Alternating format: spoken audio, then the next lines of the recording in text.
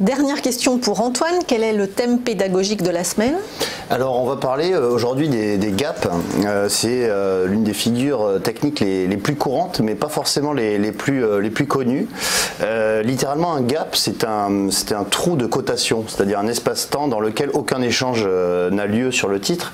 Et de fait, un gap ne peut être observé que sur un graphique en bougie japonaise, comme on voit actuellement, ou sur un graphique en bar chart.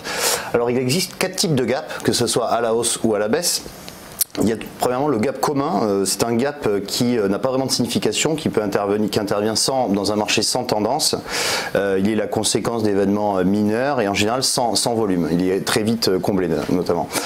Vous avez également, ensuite vous avez le gap de rupture. Celui-là c'est le gap le plus important et c'est celui qu'on voit à l'écran. On voit que là sur le chart de Disney par exemple, on avait les cours qui restaient entre 105 $ et 120 $ et d'un seul coup on a eu un gap très important. C'est un gap qui franchit une résistance là pour le coup et qui dépasse les 125 $. Donc c'est un gap qui en général se produit dans de forts volumes et qui marque le début d'une tendance. Là en l'occurrence c'est une tendance à la hausse.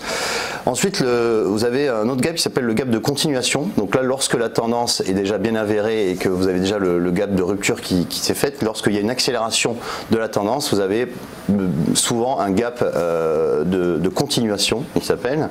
Et le dernier gap, on appelle ça le gap terminal.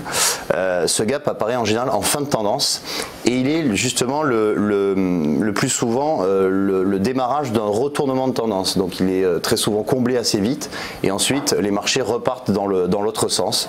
Donc c'est également un signal de retournement de tendance, ce gap terminal. Voilà. Merci Antoine Fressoulier, merci David Derry, tous deux chez eToro. Voilà, c'est la fin de cette émission. Merci de nous avoir suivis. On se retrouve demain dès 8h45 pour le live TV Finance en direct sur TV Finance et Boursorama. Excellente journée à tous.